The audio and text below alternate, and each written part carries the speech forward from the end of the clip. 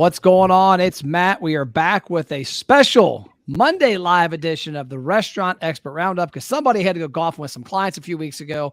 My man DELO is with us. We'll be back in 1 second.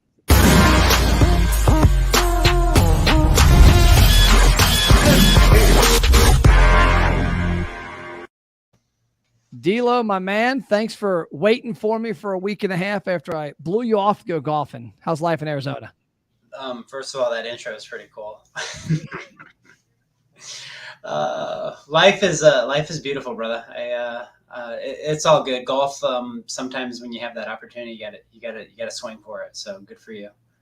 Yeah, I golfed a lot coming into 2-3 years ago. I'd golf sometimes 2-3 times a week, and then a couple of years ago, I had a chance of going after school and watching Cole practice football and lacrosse, or go golfing. And I'm like, if I'm gonna go spend 3 or 4 hours doing something, I'd rather, this kid's only got a couple more years, right? Might as well sit here and watch him knock people out.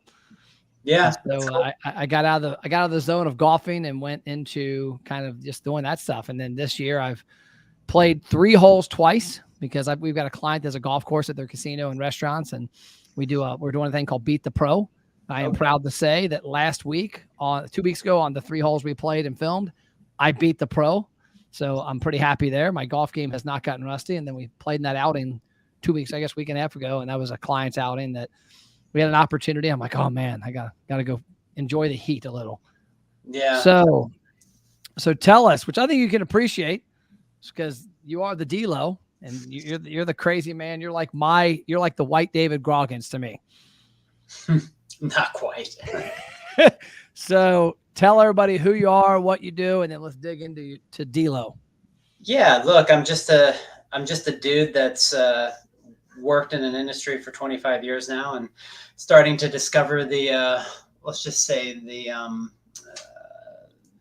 from the seeds that are planted, I'm starting to be able to pull some of those crops. And at the end of the day, I am the business. I think there's a lot of us out there, including especially restaurateurs, chefs, and all these other people that they are the business. Now, that being said, obviously you have good people that are behind you that help move that business along and do things. But I've built my career myself based on, reputation and ethics and doing a lot of the same stuff like what you do. And I think that's why you and I are see eye to eye on a lot of this stuff, but it's about being relevant. And so relevance for me is making sure that I'm just kind of always letting people know that I'm out there. And that's not necessarily from a sales standpoint. I think sales occur naturally from within. And if somebody wants to work with you and do business with you, then that's cool. I mean, look, I'm an insurance guy.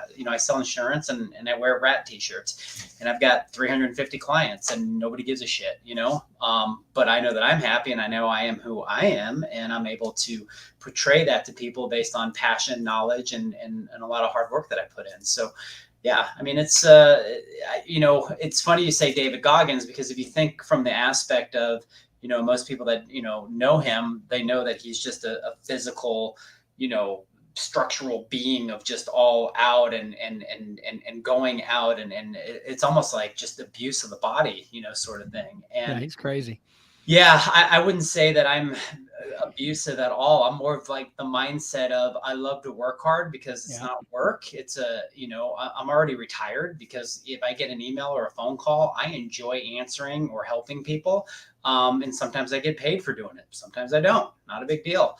But there's also a balance within me, and I hate to use the word balance, but maybe let's just call it a lifestyle, within me that, my days are the most structured, unstructured days that there are. So it's like, if I feel like doing a cold plunge at lunch, because I don't have a lunch appointment, I'll go do that. If I feel like waking up at, 4 o'clock, which I do every single day, I go to bed at 8. I mean, I'm not Mr. Crazy.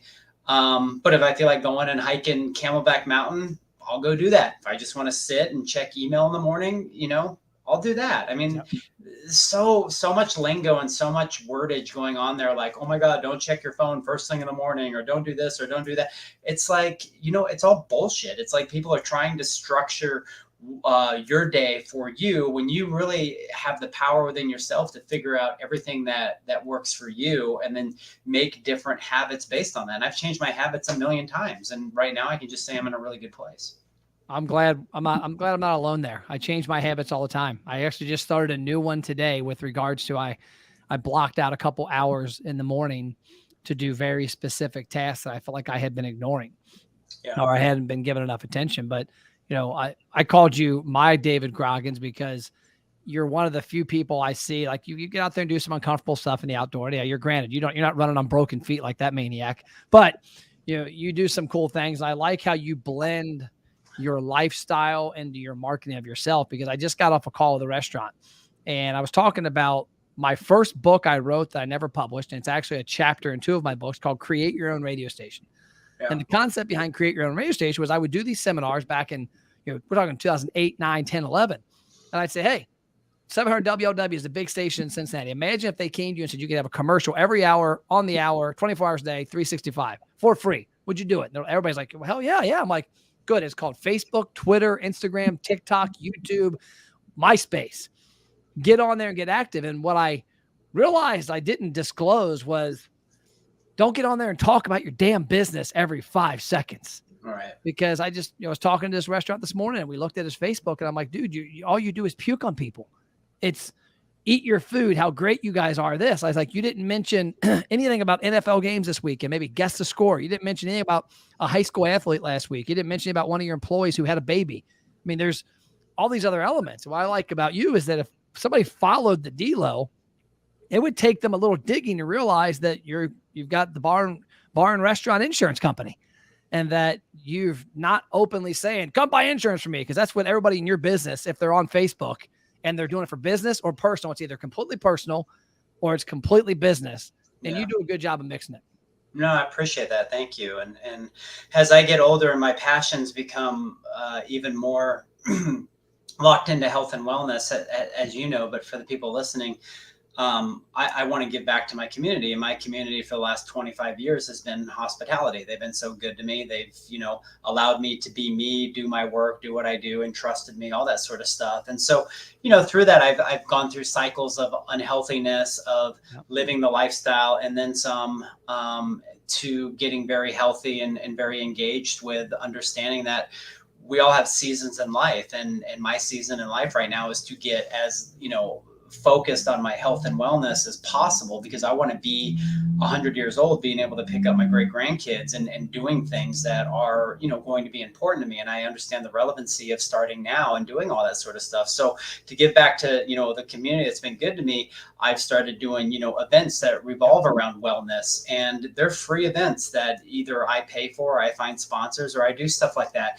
And they're, these events can be sound baths, they can be breath work, they can be cold plunge, they can be, coaching. We're also starting up a counseling program for people to be able to go to if they need, counseling, and for restaurants to be able to pay for their employees to go do that, or if their health insurance, if they have it, to be able to utilize that. But the point being is that I'm not doing these events so that I can make a sale. I'm doing it because that's my passion and what I love. And I think that there's an outcry for people, especially in the hospitality industry, that are, sick and hurting and have no one to talk to. And just, again, it's just a platform. And if it grows into something as you bring more and more hospitality people together and you start creating that unity in that community, then people aren't so they aren't so ashamed to ask those questions or try and find something, because they feel like they're outliers. I mean, hospitality's just been the Wild West of just shit show. It's the rock and roll scene of businesses. You don't, granted, you're going to have, those episodes in some of your,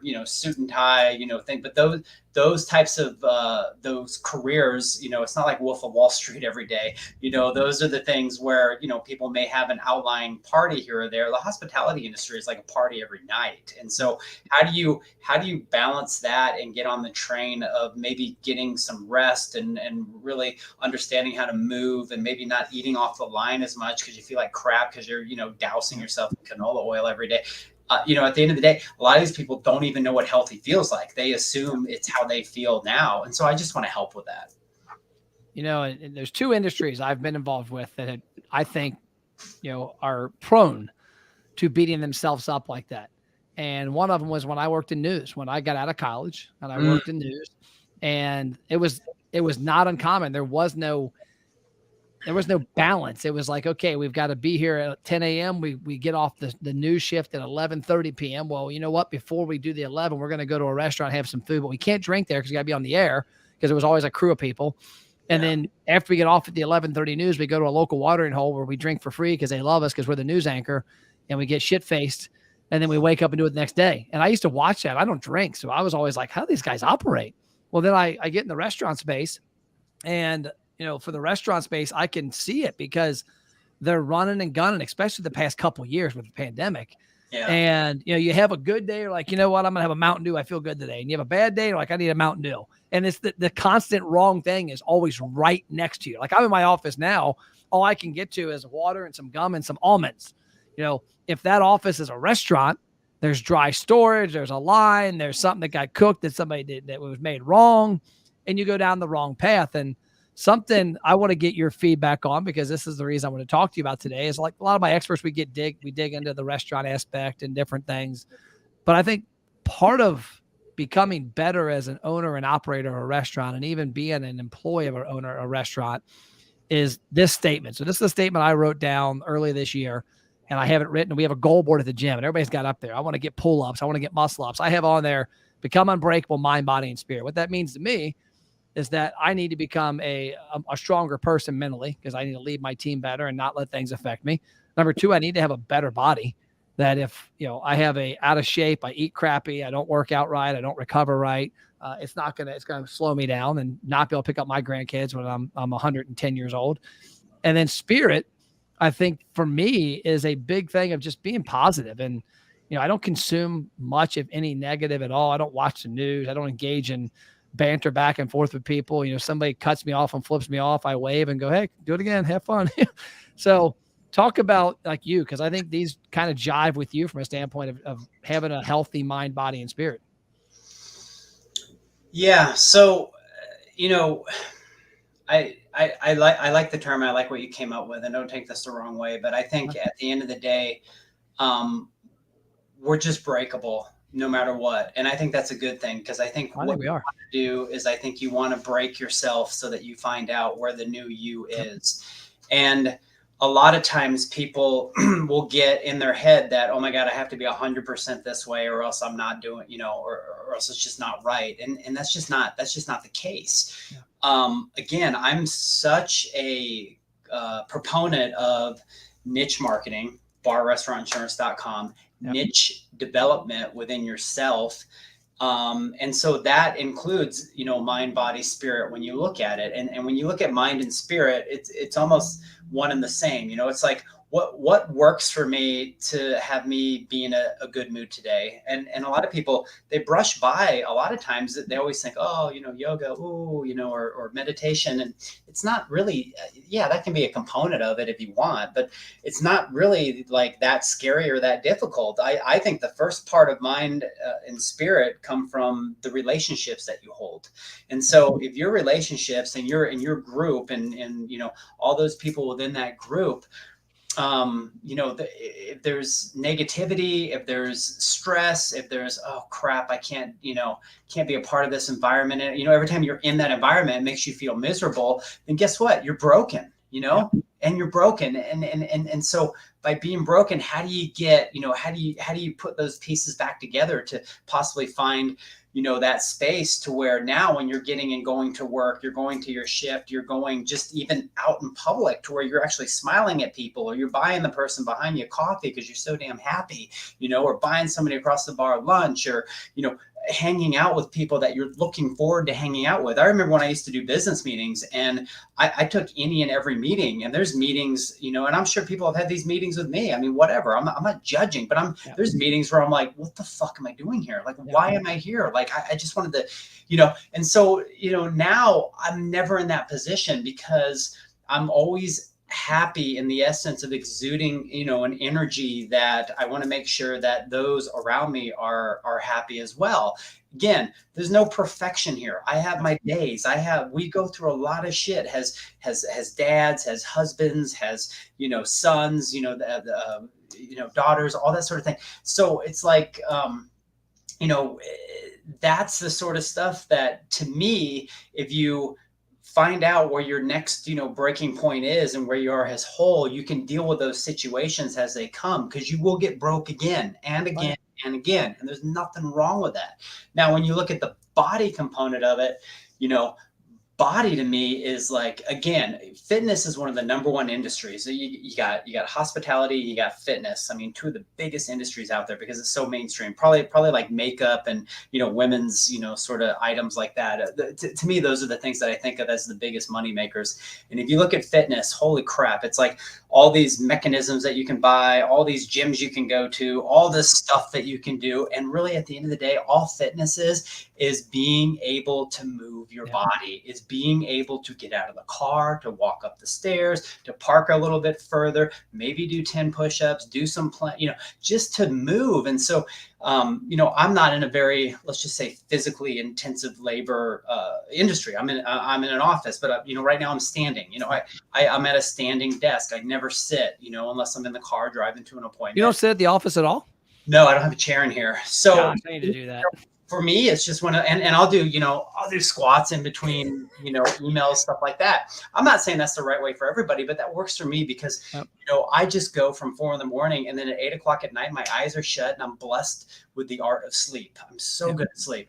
But, when you're in the restaurant industry and you're working the line, or you're being a host or hostess or a server, this and that, and you're going from A to B and you're moving and you're picking up stuff, it's so important to be cognizant of the movements that you're, making, because you can get hurt. I mean, by the silliest and, stupidest stuff. So there's just so many, different little things that I think will work for people inside of their niche if they're willing to work at it, if they're willing to break themselves, they're willing to learn new habits, and they're willing to abide by those habits. And again, it doesn't take perfection. We all have those moments. I just think as you get older and a little bit wiser and you become into that, more of that season in your later 40s, and for me, soon to be 50s, it's like, okay, cool. I'm probably not going to do those 5 things that I used to do because I know they made me feel like shit.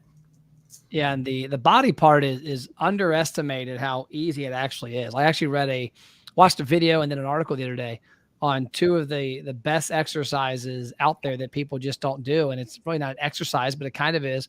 Number 1 is a dead hang, is literally grabbing a tree branch and hanging, or a sturdy one, or monkey bars. And then the other one is a squat, is a deep squat hold. I haven't done it in a while, but I had this period where I would do 3 to 4 days a week, a 10-minute squat hold, where I would be in the lower, and it takes a while to build up to that, but I would be in a lower squat. I would just sit there and I would be on my phone doing work while I was in the squat hole with good posture, with, my knees behind my toes, my back and shoulder blades up. But there's a lot of things you can do. And it's just kind of common when you mentioned about getting hurt. One of the most common ways that people get hurt in CrossFit gyms, taking the weight off the bar wrong. I watched a chiropractor today who was doing a video, and I've seen this numerous times, but she's like, I want to tell you why I hate CrossFit. And you're like, oh gosh. And she's like, I'm actually a CrossFitter, so I don't dislike it, but I hate it because I watch people clean perfectly and then go down to the bar and with the worst form possible, remove the clip and a 45-pound plate and about destroy their back. Yeah.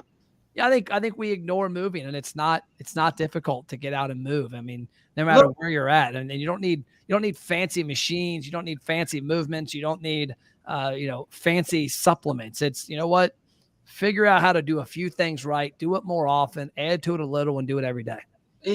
Look, people give themselves or others way too much credit. And I'm like, we're animals. All we are is animals. We happen to be pretty intelligent animals. My assumption is because we can make cars and, blow shit up and do things like that. But at the end of the day, we're just fucking animals. And so it's like, these movements and all this stuff, it doesn't need to be like that complicated, because we all have the same bodies and the same structures, in that sort of way. And how you use it, that's really up to you. But like when I'm doing bear crawls across the, some of my workouts are bear crawls, like you said, dead hangs, leg lifts, mountain climbers, stuff like that. It's all body weight stuff for an hour, and it's not that intense. It's actually, you rest quite a bit in between so that you're at full capacity to do it again. Yep. And over time, all those little moves, they build up. I'm literally getting in the best shape of my life, approaching 50, and doing what? I think I touch weights once a week. That's it. Any sort of like weight I touch once a week, and I work out, 6 days a week. So just a lot of it is about being fluid and moving and stretching and just keeping, all this stuff, in working order so that I can be present and be here for my family, for my staff, for my clients, for anybody, my friends. So, and that's a big thing too, is how much two things that make the days easier. Like I've got that quote and I agree with you. We're unbreakable is not attainable, because if I'm unbreakable, I'm probably a damn robot and that even breaks. But I say it because it just much I want to strive to, like, I don't want shit to affect me. There's too many little things that affect us easy. And it's like, that shouldn't affect you. Yeah. And so when I think about that, though, what I love about it is that the harder I work out and the more I get uncomfortable, like in the outside, like my wife will crack up sometimes. It's like the hottest days of the summer. I'm like, that's my favorite day to go work outside. And she's like, what's wrong with you? I'm like, you know what? It makes sitting at a desk in air condition pretty easy. And even in the restaurant space, that if you're out there doing, like, do things mentally and physically that push you to the brink over here, so that when you're doing what you do every day, like you and I work with our clients, it's easy. Like, it doesn't literally, I could work 100 hours this week, sleep 4 hours every night. And yes, I wouldn't do that over and over, but if I had to do it, it wouldn't bother me. It's not a big deal. But if I was living a lifestyle that Matt Plapp was living 12 to 15 years ago, where I was driving around to appointments, drinking Mountain Dews and eating Butterfingers and not working out, like going to the gym and occasionally doing bench and buys and nothing else. Yeah. That's why Matt Plapp back then it was harder to work. That's exactly why. I mean, but what we don't know then, we hope to know now. Yep. And pass on to others. Yeah. I mean, and again, today is not tomorrow. It's like, what are we doing right here, right now, today? What does that mean for tomorrow? If anything, if anything, you're creating building blocks that are allowing you to just become the most kick-ass human, with inside yourself. And, I go back to like what you had, stated about watching news and this and that. I think there's an interesting balance in all that, because you want to be intelligent enough to like know what the hell's going on, especially in your industry. And you want to know if the market's doing this or that, because obviously all of that is, systemic of, food cost and, rising rents and all those other things. But to fixate on it and to dwell down on these things that you have zero control over, you can have compassion over it, but to let it affect your mood and to let it affect you as the individual and the way that you treat others, to me, that it's just career suicide. I mean, I just, like, even when it comes to like politics, when I see some of these people just pressing what it is that they believe in, again, that's cool. Do your thing, whatever. But I don't get it, It's like, because I don't think anybody's ever right in that situation, except just be a good fucking human, Never are. I want to end with two quotes. Yeah. That these are from, have you read Think and Grow Rich before? Oh, yeah. Yeah. Love that. So I'm reading it, I don't know, it's like third or fourth time. And this one chapter that you come back and reread, and this line just sticks out to me. It's, I fully realize that no wealth or position can long endure unless built upon truth and justice. Therefore, I will engage in no transaction that does not benefit all of whom it affects. And you said something earlier that kind of triggered that in me. Like, it's got to be a good relationship. It's got to be, win from both sides. And then I just read this one this morning, and I sent this to my staff. I think I actually posted on social media. We rise to high positions or remain at the bottom because of conditions we control if we desire to control them. Success and failure are largely due to the results of habit. And it cracks me up, because I think a lot of times I don't pay attention. Like, my wife will tell me something like, this happened. Like, I didn't know. She's like, how do you not know this? I'm like, Christy, I don't care. Like, it doesn't, that happening with this guy or whatever, it doesn't affect what I do each day and my ability to serve my people. So I choose not to pay attention. I choose to pay attention to things I can affect. Like, for me, I realize that if I eat, I try to have an acai bowl every day for lunch now, because I realize that when I don't eat an acai bowl for lunch and I eat chicken tenders and French fries, like, the wrong mindset is present from like 1 o'clock to like 5 o'clock. And I'm like, you know what? If I have my acai bowl, like, in the day, I'm gold, baby. My mind's right. My body feels good.